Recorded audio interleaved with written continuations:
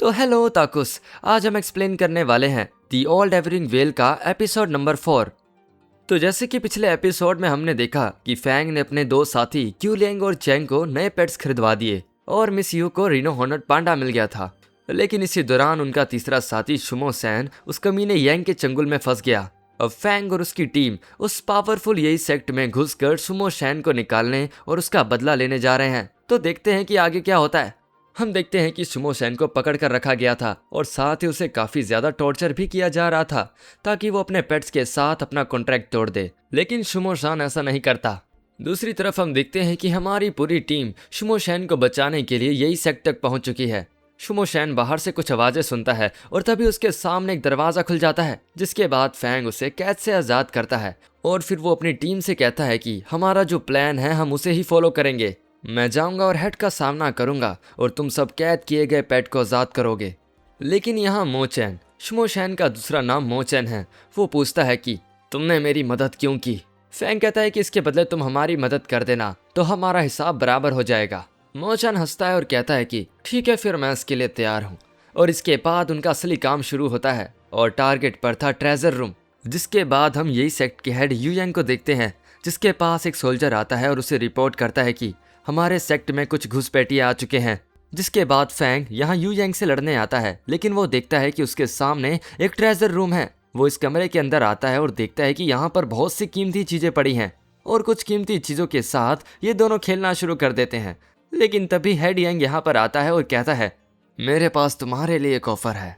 अगर तुम हमारे सेक्ट में शामिल हो जाते हो तो मैं तुम्हें यहाँ पर कई सारी खास चीजें दे सकता हूँ। तो फैंग कहता है कि मैं माफी चाहता हूँ, लेकिन मैं यहाँ पर लिंगशियो पैविलियन का बदला लेने आया हूँ।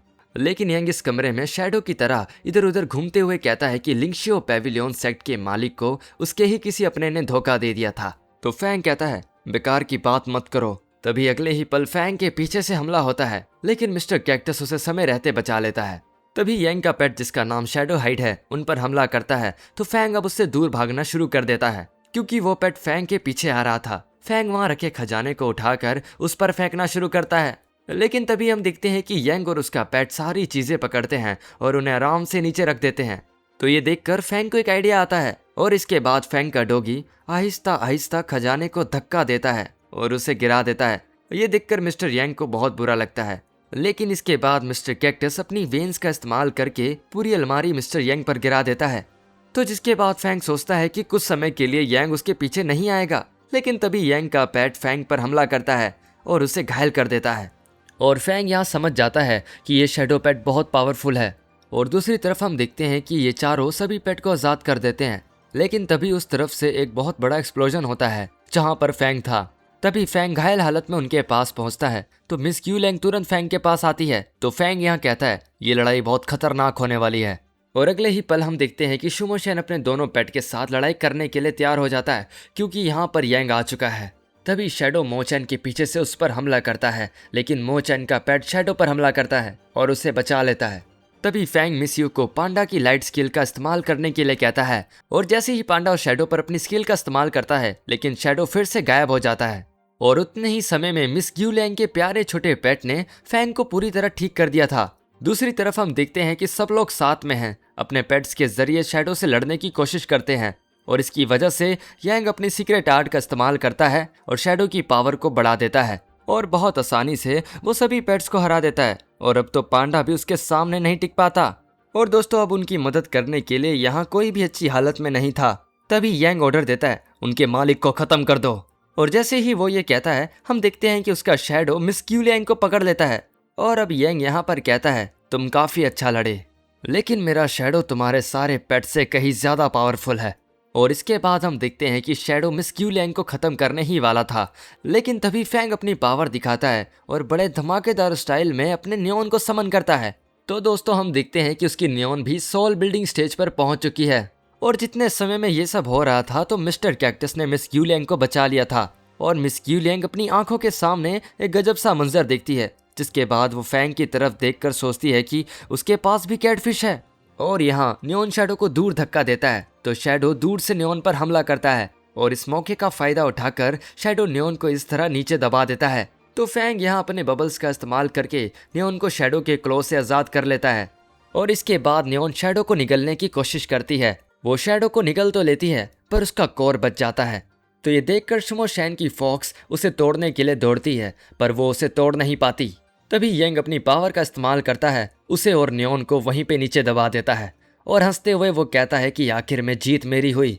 फैंग आगे बढ़ने की कोशिश करता है लेकिन वो कुछ नहीं कर पाता और तभी यंग कहता है लिंगशियो पैविलियन सेक्ट यहीं पर खत्म होता है। लेकिन ये क्या, अगले ही पल कोई दौड़ता हुआ आता है और सीधा उस कोर पर गिर जाता है जिससे ये कोर टूट जाता है। और ये कोई और नहीं बल्कि वही लेडी है। आपको याद होगा कि फैंग ने इसे आजाद किया था, लेकिन तभी यंग इस लेडी पर पीछे से हमला करता है पर वो लेडी पीछे मुड़ती है और यंग के बूथे पर एक कस के लात मारती है। और दोस्तों ये लात इतनी कड़ाकेदार होती है कि वो सीधा उड़कर एक पोल पर जाके टकरा जाता है। उसे देखकर फैंग को याद आता है, ओ हाँ ये तो वही लड़की है। तो फैंग यहाँ कहता है कि मेरी जान बचाने के लिए तुम्हारा शुक्रिया। और हम देखते हैं कि हमारी मैडम जी तो फैंग के प्यार में पूरी तरह डूब चुकी हैं, इसलिए वो शर्मा जाती है और वहां से भाग जाती है। और यहाँ जैसे ही मोचैन को होश आता है वो कहता है कि भाई जल्दी जल्दी खजाना लूट लो।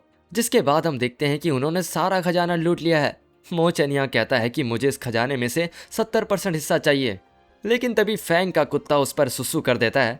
जिसके बाद वो पिछली सारी बातें भूल जाता है और 50-50 हिस्से के लिए तैयार हो जाता है। लेकिन तभी फैंग उसे फिर से भुला देता है और चैन कहता है कि तुम्हें हमें धोखा देने का रिग्रेट है ना, इसलिए तुम अपना 50% हिस्सा भी हमें दे रहे हो। जिसके बाद ऐसा ही होता है। आखिर में मोचैन को सिर्फ ये डिब्बा मिलता है। फैंग कहता है तुम तीनों यहाँ पर अपने लिए जो भी पेट्स चाहते हो चूज कर लो।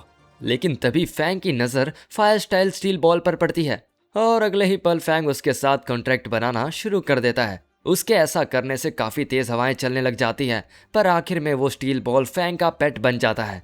लेकिन अगले ही पल फैंग को कुछ अजीब सा फील होता है जिसकी वजह से वो बेहोश हो जाता है और वहीं पर गिर जाता है। जिसके बाद अगले दिन फैंग को जब होश आता है तो चेंग उसके साथ वहीं पर खड़ा था। वो उसे बताता है कि तुम कल बेहोश हो गए थे और हमें तुम्हारी बहुत ज्यादा चिंता हो रही थी, लेकिन अब तुम होश में आ चुके हो तो अब हम तुम्हारे लिए अच्छे पकवान बनाएंगे। लेकिन फैंग सोच रहा था कि स्टील बॉल के साथ कॉन्ट्रैक्ट करने के बाद उसने एक अजीब सी पावर महसूस की। पर इसके बाद हम देखते हैं कि फैंग अपने नियॉन के अंदर जाता है, क्योंकि नियॉन के अंदर एक अलग जगह लाइक सेपरेट स्पेस है जहाँ पर फैंग ने सारा खजाना रखा है। और यहाँ फैंग अब सोच रहा था कि वो नियॉन को जल्दी से जल्दी इवॉल्व कैसे कर सकता है। लेकिन इसके अलावा बात यह है कि फैंग को अभी तक ये पता नहीं चला है कि उसे आखिर धोखा किसने दिया। और क्योंकि मिस ग्यूलियांग ने नियॉन को देख लिया है, इसलिए फैंग अब सीधा उनसे मिलने के लिए जाता है। मिस ग्यूलियांग इस समय टेंपल में थी। वो फैंग को कहती है कि मुझे माफ करना, हमारी वजह से आपको इतनी खतरनाक लड़ाई लड़नी पड़ी। लेकिन यहाँ मिस ग्यूलियांग की आंखों में आंसू थे। वो जल्दी से अपने आंसू पोंछती है और इसके बाद वो कहती है कि मैं अपने मालिक से प्रार्थना कर रही थी कि आप हमारे सेट के लिए एक नई उम्मीद बनकर आए हैं। तो फैंग ये सुनकर कहता है, ओह ये आप क्या कह रहे हैं? मैं यहाँ आपको अपनी कैटफिश की पूरी कहानी सुनाने आया हूँ। जिसके बाद अगले सीन में हम देखते हैं कि हमारे फैंग ने मिस ग्यूलियांग को अपनी कैटफिश के बारे में एक कहानी सुनाई है। अब इसके बाद फैंग पूछता है, मालिक आपने लिंगशियो पैविलियन सेक्ट को क्यों ज्वाइन किया था? लेकिन इस सवाल से बचकर मिस ग्यूलियांग फैंग को ये पोस्टर दिखाती है और पूछती है, ये आप है ना इस पोस्टर में? क्या आप सच में एक बुरे आदमी हैं? तो फैंग कहता है कि ये बस एक गलत फहमी है, प्लीज मेरा यकीन कीजिए। तो मिस ग्यूलियांग कहती है कि मैं आपका यकीन करती हूँ। जो दिन हमने साथ में बिताए हैं मुझे कहीं से भी नहीं लगा कि आप इस तरह के घटिया इंसान हैं, बल्कि हकीकत में तो आप मुझे बहुत जाने पहचाने लगे। जिस तरह आप काम करते हैं, आपकी कैटफिश, हर एक चीज़ मेरे मालिक जैसी लगती है। मैं आपसे सच जानना चाहती हूँ कि आप मेरे मालिक के दोस्त हैं या शिष्य, या आप खुद मालिक ही हैं? मिस ग्यूलियांग का सवाल फैंग को परेशान कर देता है, क्योंकि वो अपनी असली पहचान जाहिर नहीं कर सकता जब तक कि वो उनके सेक्ट में उस धोखेबाज को ढूंढ नहीं लेता।